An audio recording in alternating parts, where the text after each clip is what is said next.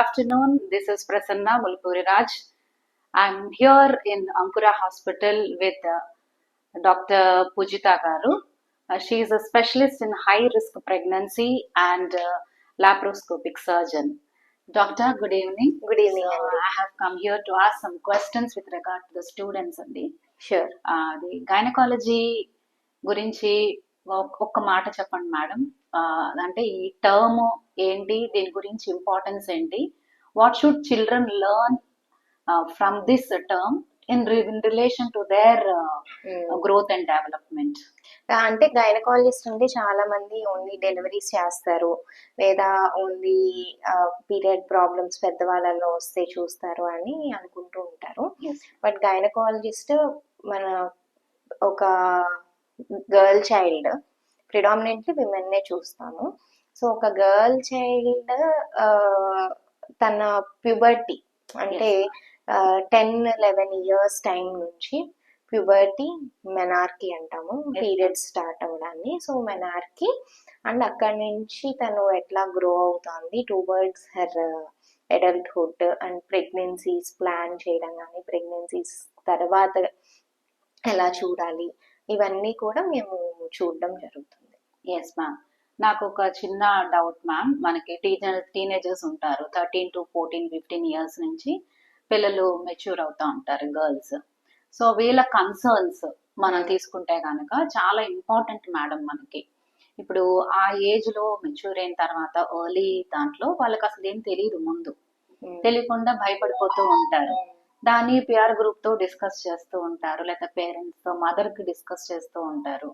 So వాళ్ళు ఎలాంటి జాగ్రత్తలు తీసుకోవాలి? అసలు ఇప్పుడు మెయిన్ గా మనం మెయిన్ ప్రాబ్లం చూస్తున్నామంటే ఎర్లీగా మెచ్యూర్ అయిపోవడం. Yes ma'am. పిల్లలు హార్మోన్ చేంజెస్ వల్ల కానీ, బయట జంక్ తినటం వల్ల కానీ, లేదా ఫుడ్ లో అడల్ట్రేషన్ వల్ల కానీ ఎర్లీగా పిల్లలు మెచ్యూర్ అయిపోవడము, బాగా ఒబీస్ గా ఉండటం వల్ల, వీటి వల్ల కూడా ఎర్లీగా మెచ్యూర్ అవ్వడం మెయిన్ గా చూస్తున్నాము. అంటే చాలా మంది 8, 9, 10 years అప్పుడే మెచ్యూర్ అయిపోతున్నారు.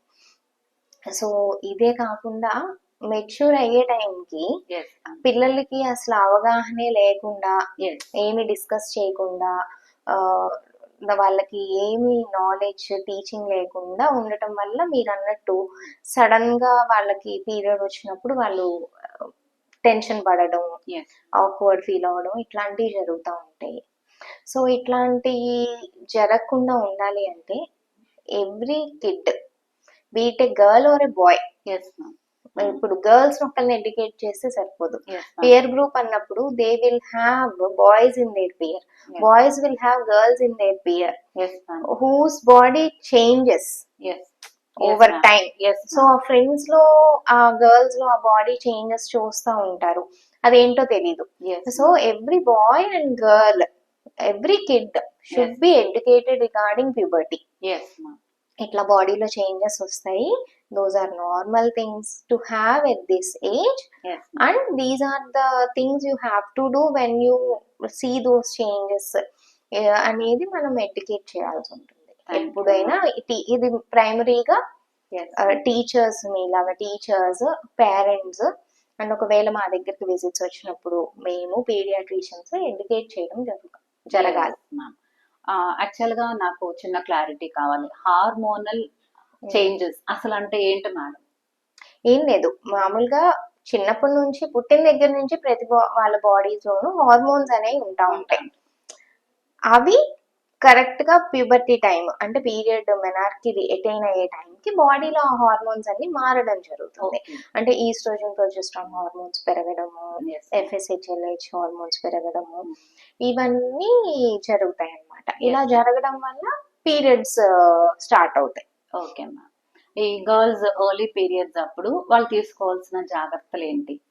ఎర్లీ పీరియడ్స్ రాకుండానే ముందే జాగ్రత్తలు తీసుకోవాలి.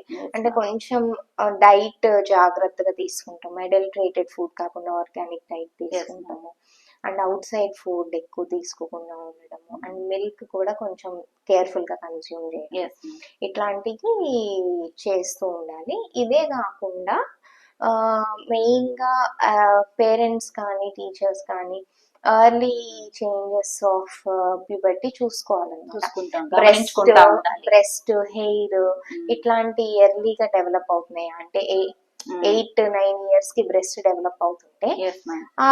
ఆ కిడ్ డెఫినెట్ గా 11 years కి మెచ్యూర్ అవుతారు. Yes ma'am. సో ఎర్లీగా ఈ చేంజెస్ చూసినప్పుడు పీడియాట్రిషియన్ కానీ గైనకాలజిస్ట్ కానీ పీడియాట్రిక్ ఎండోక్రైనాలజిస్ట్ ని ఇట్లా మీట్ అవ్వటం వల్ల వాళ్ళు ఏమన్నా హెల్ప్ చేయగలుగుతారు.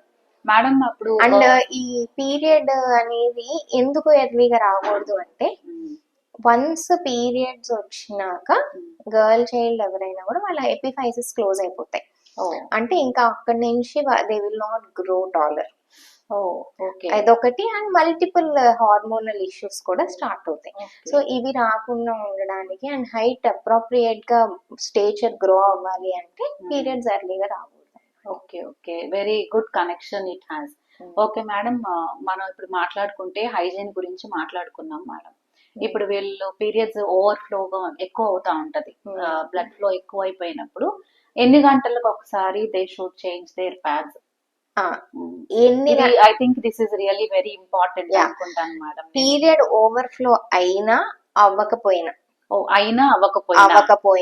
ఎవ్రీ 4 hours కి ప్యాడ్ అనేది మార్చేసుకోవాలి. Okay ma'am. బికాస్ బ్లడ్ అనేది is the major source of infection. Blood ఎక్కడైతే ఉంటుందో బ్యాక్టీరియా అక్కడ చేరుకుంటుంది. సో ఖచ్చితంగా పీరియడ్ అయినా అవ్వకపోయినా కూడా ఎక్కువ ప్యాడ్ అనేది మార్చేసుకోవాలి. ఇంకో విషయం ఏంటంటే ప్యాడ్ సెలెక్షన్ కూడా చాలా ఇంపార్టెంట్. Major concern madam. ఎందుకంటే ప్యాడ్స్ లో చాలా కెమికల్స్ తో ప్రాసెస్ చేసిన ప్యాడ్స్ దొరుకుతాయి మనకి మార్కెట్ లో. యూజువల్లీ మేజర్ గా దొరికేవి బల్క్ లో అవే. Yes madam. సో వాటి వల్ల చాలా రకాల ప్రాబ్లమ్స్, వల్వల్ ఇరిటేషన్స్ కానీ, ఇచ్చింగ్ కానీ, ఎస్పెషల్లీ కొన్ని ప్యాడ్స్ సెంటెడ్ ప్యాడ్స్ అని అమ్ముతారు. దాన్ని సెపరేట్ గా మార్కెట్ చేసి అమ్ముతారు, వాసన రాకుండా సెంటెడ్ ప్యాడ్స్ అని.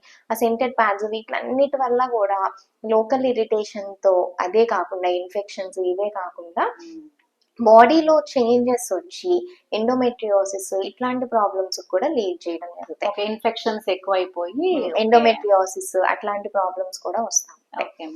సో ఇలా రాకుండా ఉండాలి అంటే ఎప్పుడైనా సరే ఆర్గానిక్ కాటన్ తో చేసిన ఆర్గానిక్ ప్యాడ్స్, అంటే ఎక్కువ ప్రాసెస్ చేయకుండా బయోడిగ్రేడబుల్ ప్యాడ్స్ యూజ్ చేసుకోవచ్చు. ఇవన్నీ కాకుండా అసలు ఎన్విరాన్మెంట్ కి మంచిగా ఉండాలి, వాళ్ళకి స్టిగ్మా లేకపోతే కనుక మెన్స్ట్రల్ కప్ అలవాటు చేయడం అనేది బెస్ట్ ఆప్షన్. కాకపోతే ఏంటంటే మన వాళ్ళు యూజువల్లీ యంగ్ కిడ్స్ కి మెన్స్ట్రల్ కప్ అలవాటు చేయడానికి అంత ఇష్టపడరు కాబట్టి ప్యాడ్స్ అప్రోప్రియేట్ గా బయోడిగ్రేడబుల్ కరెక్ట్ గా నేచర్ కి దగ్గరగా ఉన్నవి వాడుకోవడం అనేది ఉత్తమం అని మీ అభిప్రాయం. Okay madam. పిల్లల్లో కూడా ఇప్పుడు చిన్న భయం అనేది ఏర్పడుతుంది. ఇప్పుడు నేను పీరియడ్స్ లో ఉన్నాను, నాకు అంటే ముందు ఇవి ఎక్కువైపోతాయి అనమాట. నాకు కడుపులో నొప్పి, నీరసం, నడు నొప్పిగా ఉంది అని చెప్పి ఇవన్నీ వాళ్ళు వచ్చేస్తాయని ముందే ఊహ ఎక్కువైపోయి పానిక్ అయిపోతూ ఉంటారు. సో దానికి రెగ్యులర్ కౌన్సిలింగ్ అనేది పేరెంట్స్ ఇస్తూ ఉండాలి, డాక్టర్స్ దగ్గర కూడా తీసుకెళ్తూ ఉండాలి. వీటికి సపరేట్ గా మెడిసిన్స్ ఏమైనా ఉంటాయా మేడం? బేసిక్ గా ఏంటంటే ఏ పీరియడ్ కూడా అంటే తన డైలీ రెగ్యులర్ యాక్టివిటీని డిస్టర్బ్ చేసేలా ఉండకూడదు. బేసిక్ గా ఏంటంటే ఏ పీరియడ్ కూడా డైలీ రెగ్యులర్ యాక్టివిటీని డిస్టర్బ్ చేసేలా ఉండకూడదు.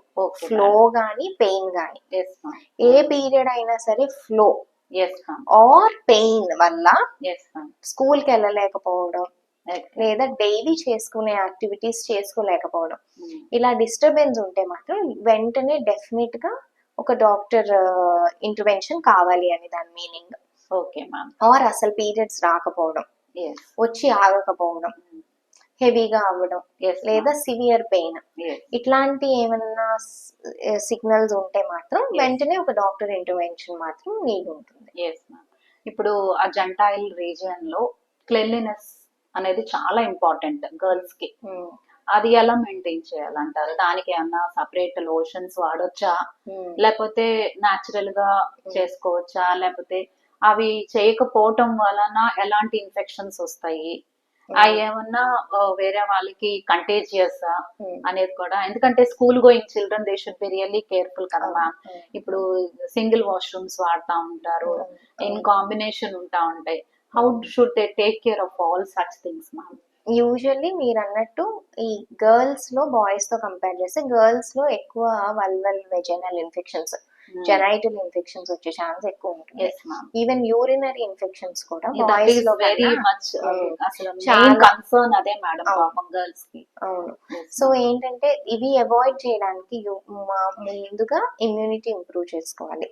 సో డైట్ అంటే fresh fruits and veggies include చేసి డైట్ తీసుకోవాలి. బాడీ హెల్తీగా ఉంచుకునేలా చూసుకోవాలి. హీమోగ్లోబిన్ ప్రొపరేట్ గా మెయింటైన్ చేసుకోవాలి.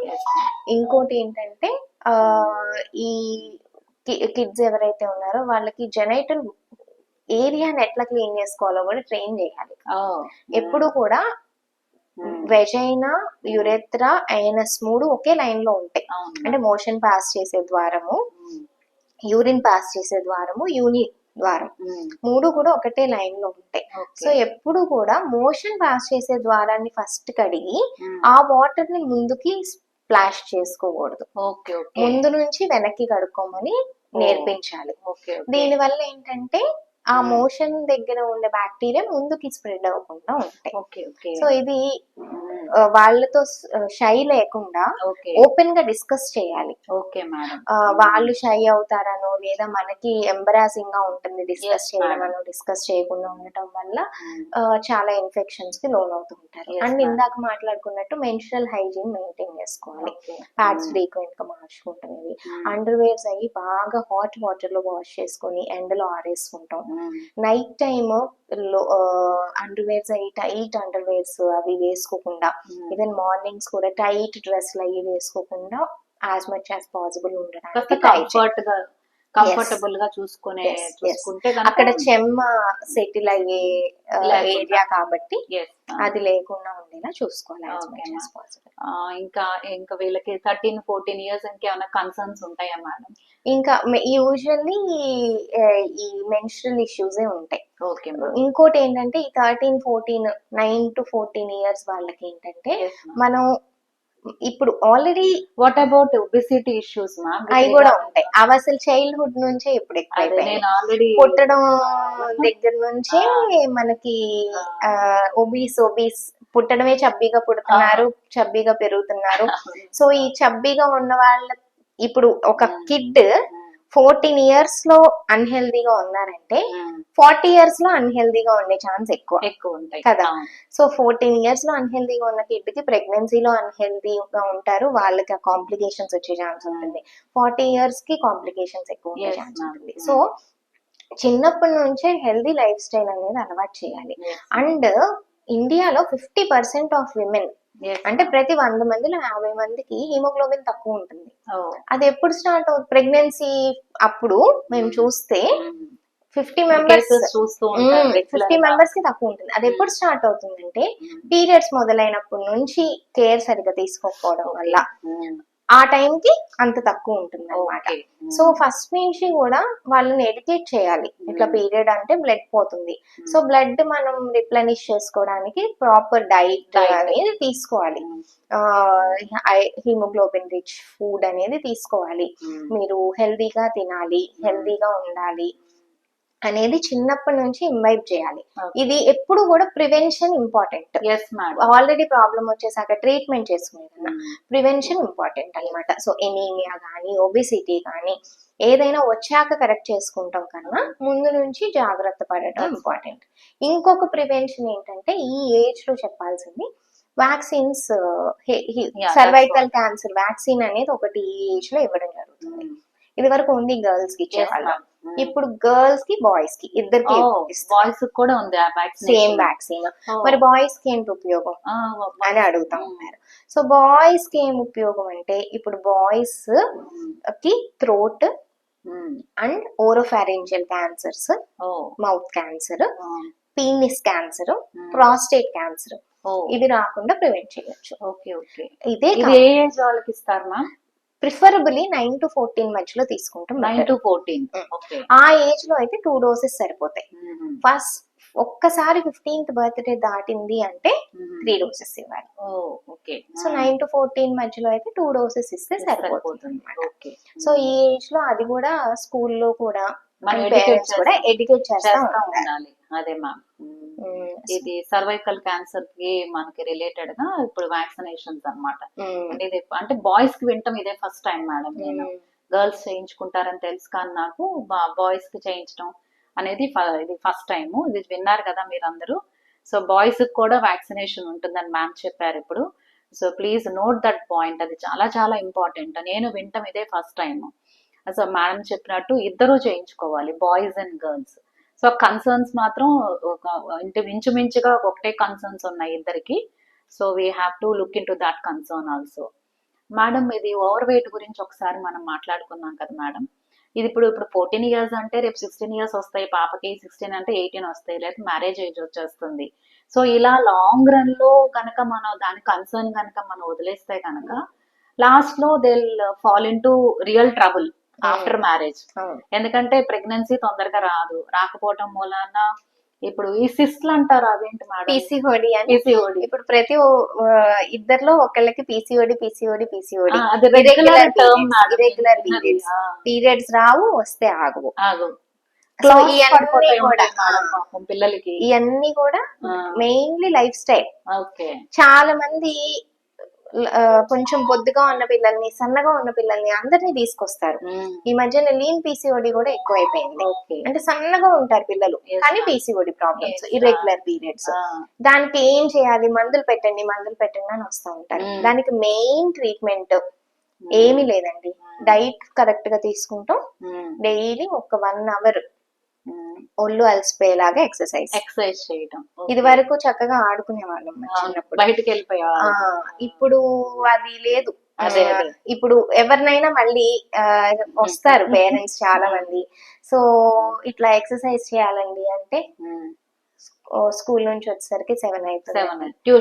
ట్యూషన్ ఉంటుంది, ఆ తర్వాత 9 దాకా తిని పడుకుంటారు. మళ్ళీ 5:30కి వెళ్ళిపోతారు. మళ్ళీ అది డిస్టర్బ్ అవుతుంది కదా. అంటే ఒకటి మనం ఇక్కడ ఆలోచించాల్సింది ఏంటంటే హెల్త్ లాంగ్ టర్మ్ లో బాగుండడం అనేది ఫస్ట్ ప్రయారిటీ. ఈ ఎడ్యుకేషన్ అనేది బ్యాలెన్స్, హెల్త్ ని బ్యాలెన్స్ చేస్తే ఎడ్యుకేషన్ ఉండాలి కానీ హెల్త్ ని ఖరాబ్ చేస్తా ఉండకూడదు ఎప్పుడు కూడా. సో దేని ప్రయారిటీ దానికి ఇస్తా ముందుకెళ్ళాలి అనేది మనం పిల్లలకి అడ్వైస్ చేయాలి. ఒకదాన్ని కాంప్రమైజ్ చేసి, హెల్త్ ని కాంప్రమైజ్ చేసి ఎడ్యుకేషన్ ఇంపార్టెంట్ అనేది మనం వాళ్ళకి రీఎన్ఫోర్స్ చేయకూడదు. అవును, ఎందుకంటే ఇది లైఫ్ స్టైల్ అవ్వాలి మేడం. ఎందుకంటే ఇప్పుడు వాళ్ళు ఏది మార్చాలంటే ఇంకా అది ఎవరి ఇష్టానికి వాళ్ళు వదిలేయకూడదు కదా. ఇప్పుడు మీరు ప్రైటరైజ్ చేసుకోవాలి, what should be done first and what should be done second అనేది. Everything should be done parallelly, one should not disturb the other thing. Plan of action madam. మనం ప్లాన్ ఆఫ్ యాక్షన్ పెట్టుకుంటే కనుక one won't disturb the other things. ఎందుకంటే మనం parallel గా ఇప్పుడు multi tasking చేస్తూ ఉంటాం. మల్టీ టాస్కింగ్ చేస్తున్నప్పుడు ఇది డిస్టర్బ్ అవ్వాలని ఇంకొకటి చెయ్యం కదా. So parent is the better planner కదా. మనం ప్లాన్ చేసుకున్నప్పుడు we can plan it accordingly. So nice things that we have spoken about. ఈ నేను major concern, what about this thyroid issues connection? అన్నిటికీ మూల కారణం ఒబేసిటీ అండి. ఓకే. లావుగా అవుతారు, లావుగా అవటం వల్ల థైరాయిడ్ ప్రాబ్లం వస్తుంది.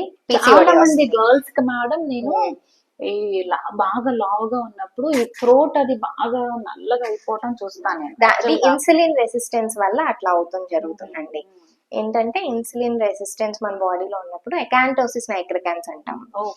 నల్లగా అవ్వడము, మెడ మీద పుడిపిడికాయలాగా రావడం, ఈ చెంపలు నల్లగా అవ్వడము, ఫ్రంటల్ హెయిర్ లాస్, ఈ పార్ట్ లో హెయిర్ లూజ్ అవ్వడము, అండ్ అప్పర్ లిప్ అండ్ చిన్ అండ్ అబ్డామిన్ మీద కోర్స్ హెయిర్ గ్రో అవ్వడం, ఇవన్నీ కూడా PCOD and insulin resistance features. ఇవన్నీ మనకి సెటిల్ అవ్వాలి అంటే all these things will settle only with diet and exercise. So healthy life style అనేది మెయింటైన్ చేయడం చాలా ఇంపార్టెంట్. లేదంటే ఒబెసిటీ స్టార్ట్ అవుతుంది. ఒబెసిటీ వల్ల థైరాయిడ్, పీసీఓడి వస్తాయి. పీసీఓడి థైరాయిడ్ వల్ల మళ్ళీ ఒబెసిటీ పెరుగుతుంది. అదొక విషియస్ సైకిల్. ఇది ఒక సైకిల్ అన్నారు.